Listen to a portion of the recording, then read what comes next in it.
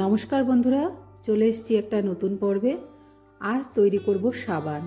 আর এই সাবানটা আমি তৈরি করব নিম পাতা, হলুদ আর এখানে তুলসী পাতা আর এখানে আছে মধু। এটা দিয়ে আমি সাবানটা তৈরি করে নেব। তো চলুন দেখে নেওয়া যাক। তার জন্য এখানে প্রথমে আমি হলুদটাকে, এতটা হলুদ আমি দেব না, হলুদটাকে আগে পরিষ্কার করে নেব।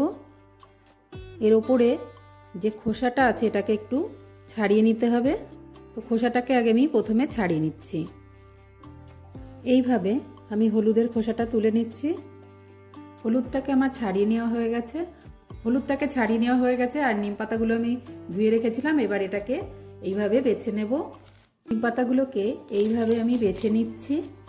নিম পাতাগুলো বেছে নেওয়া হয়ে গেছে। এবার আমি একটি জার নিয়ে নিয়েছি, মিক্সিং জার, আর এর মধ্যে আমি নিম পাতাগুলো দিয়ে দিচ্ছি। এবার হলুদটাকেও আমি এখানে একটু ছোট ছোট করে কেটে দিয়ে দিচ্ছি।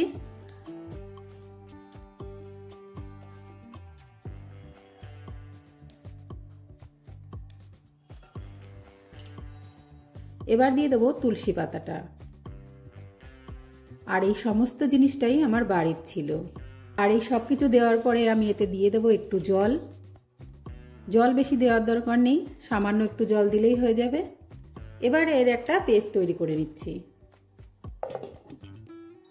আমি নিম পাতার পেস্টটা করে নিয়েছি।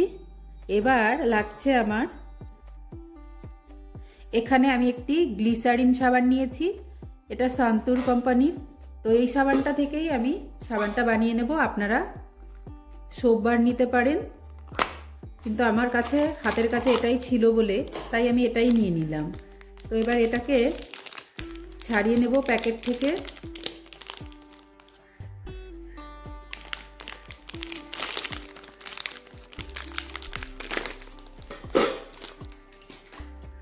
এবার এটাকে আমি একটু গ্রেট করে নিচ্ছি গ্রেটারের সাহায্যে।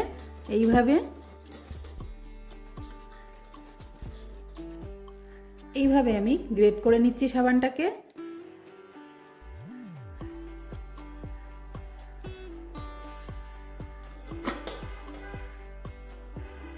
সাবানটাও আমার গ্রেট করে নেওয়া হয়ে গেছে। এবার আমি একটি কাচের এরকম পাত্র নিয়েছি আর এর মধ্যে সাবানটাকে ঢেলে নেব। এই সাবানটাকে আমি এর মধ্যে ঢেলে নিচ্ছি।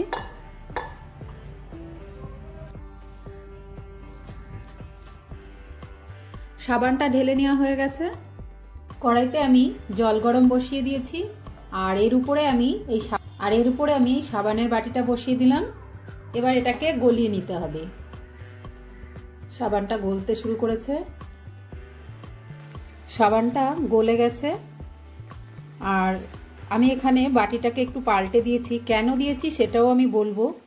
তো আগে সাবানটা তৈরি করে নিই, তারপরে বলছি।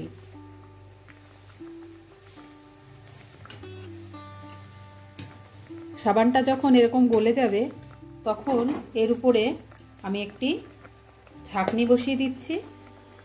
আর এই ছাঁকনিটার মধ্যে আমি যে নিম পাতাটা হলুদ দিয়ে পেস্ট করে রেখেছিলাম সেটা দিয়ে দিচ্ছি। নিম পাতাটাকে একটু আমি ছেঁকে নিচ্ছি।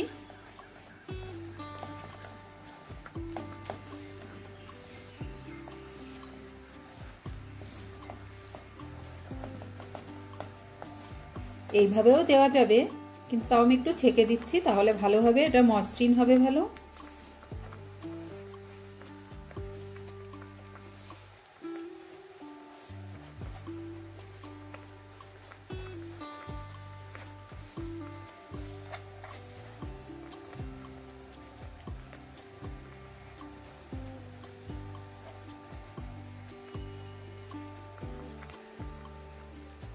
এই খোসাটাকে আমি, এই ছাবাটাকে এইভাবে একটু চেপে চেপে আমি দিয়ে দিচ্ছি ভেতরে।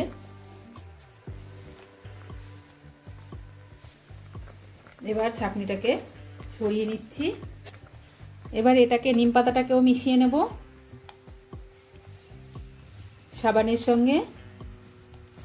আর দিয়ে দিচ্ছি আমি মধুটা, যে মধুটা আমি রেখেছিলাম, 1 চামচ মধু এখানে দিয়ে দিচ্ছি। সাবানটা আমার পুরো গলানো হয়ে গেছে নিম পাতা দিয়ে। ব্যাস এই অবস্থায় আমি এটাকে ঢেলে নেব। আমি এটাকে নামিয়ে নিয়ে এসেছি, এবার ঢেলে নেব। তার জন্য আমি এখানে একটা মোল্ড নিয়ে নিয়েছি, আর এই মোল্ডটা আপনারা অনলাইনে পেয়ে যাবেন। এবার এটাকে আমি ঢেলে নিচ্ছি।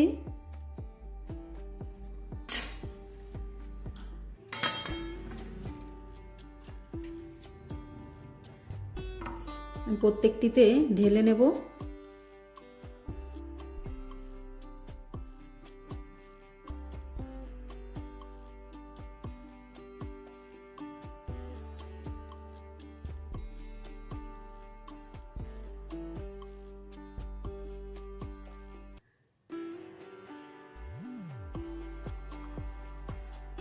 আমি ঢেলে নিয়েছি পুরোটা। আর এবার বলছি কেন আমি বাটিটাকে চেঞ্জ করে নিয়েছিলাম। এইখানে ভালো করে দেখলে বুঝতে পারবেন, এই জায়গাটা একটা চিড় ধরেছে। তো এই তাড়াতাড়ি আমি সেই ভয়তে নামিয়ে দিয়েছি, আপনাদেরকে ভিডিও করে আমি দেখাতেও পারিনি, তো সেই কারণে আমি নামিয়ে নিয়েছিলাম। তো এইভাবে এবার এটাকে আমি জমতে দেবো। 3 ঘন্টা মতো পরে আমি এটা দেখিয়ে নিচ্ছি।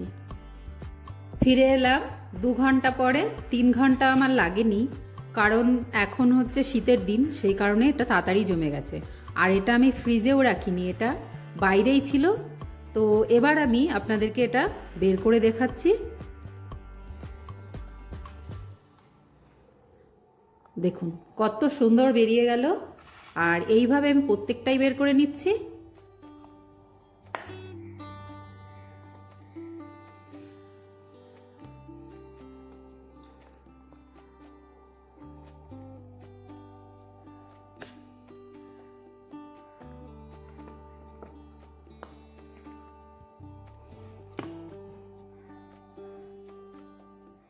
প্রত্যেকটা সাবানকে আমার বের করে নেওয়া হয়ে গেছে। তাহলে এইভাবে আপনারাও সাবানটা বানিয়ে নিতে পারেন খুব সহজেই ঘরে। আর নিম সাবান এইভাবে বানিয়ে নিলে খুবই ভালো হবে, কারণ নিজেদের ইচ্ছা মতো এর মধ্যে জিনিস দিতে পারেন। এখানে হলুদ, তারপরে মধু, নিম পাতা, আর চাইলে এখানে অ্যালোভেরাও দিতে পারেন, ভিটামিন ই ক্যাপসুল এসব দিয়েও করতে পারেন। আর এই সাবানগুলো খুবই ভালো হয়, আর খুব সহজেই সাবানটা ঘরে করে নেওয়া যায়। আপনারা চাইলে যখন ইচ্ছা নিম সাবান বাড়িতে বানিয়ে নিতে পারেন। এই সাবানগুলো সারা শরীরেই ব্যবহার করা যাবে। এবার সাবানটা আমি একটু দেখিয়ে দিচ্ছি আপনাদের। তো তার জন্য আমি একটা পাত্রে জল নিয়ে নিয়েছি, আর এবার এখান থেকে আমি একটা সাবান নেব, নিয়ে আপনাদেরকে একটু দেখিয়ে দিচ্ছি যে সাবানটা থেকে কত সুন্দর ফেনাটা বেরোবে।